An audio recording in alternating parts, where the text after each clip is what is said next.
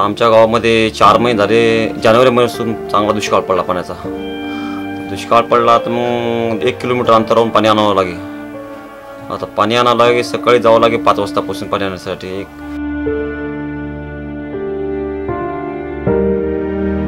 विहिरीवर पाणी आणायला गेलो तर त्यांनी आम्हाला साथ नाकार दिला की म्हणे बा आमच्या विहिरीवर येऊ नका तुम्ही, आम्हाला ढोरा वासरा येतं, आम्हाला लेकर बाळ येतं, तुम्ही का पाणी नेऊ का, आमचं पाणी कमी होते। मला साहेब इतकी हात जोडून विनंती, इतक्या वेळेस आम्हाला पाणी द्या, नाही मी देत नाही पाणी। आम्ही 2 कोस विहिरीवर गेलो पाण्याले, त्या लोकांनी आमचे हांडे बिंडे फेकले। आम्ही म्हणलं भरू द्या आम्हाला पाणी, एवढी खेप नेऊ द्या। ते म्हणे की नाही आमच्या जनावराले आम्हाला पाणी पुरत नाही। तर यायनं मग त्यानं शिळीपाती म्हणजे चटणी पोळी खाल्ली आणि लगे खड्डा खंदायला सुरुवात केली।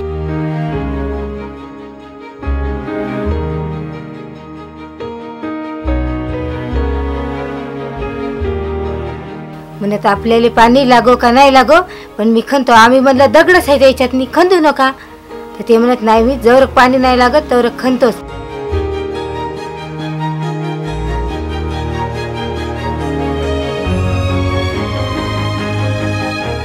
ईश्वराला आपली एवढीच प्रार्थना होती की पाणी लागू द्या।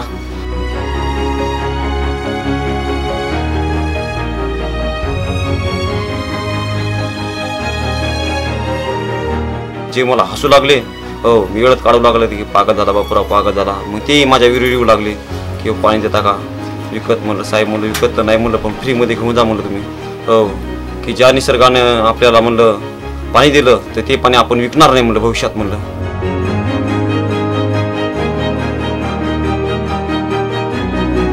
आपल्यापाशी मोटरसायकल नाही, बैल नाही, गाडी नाही, काही नाही।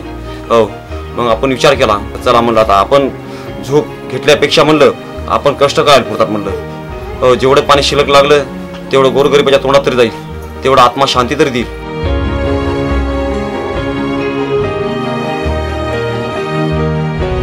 माझं लग्न झालं तेव्हापासून या गावामध्ये पाणीच नव्हतं, दुष्काळच होता। पियायचं पाणी वेगळं आणावं लागत होतं, वापरायचं पाणी वेगळं आणावं लागत होतं। पण बापूराव दादांनी जे गड्डा विहीर खोदली ते पियायचं आणि वापरायचं पाणी एकच आहे, त्याच्यामुळे आता कुठे दूर दूर जायची काहीच आवश्यकता नाही।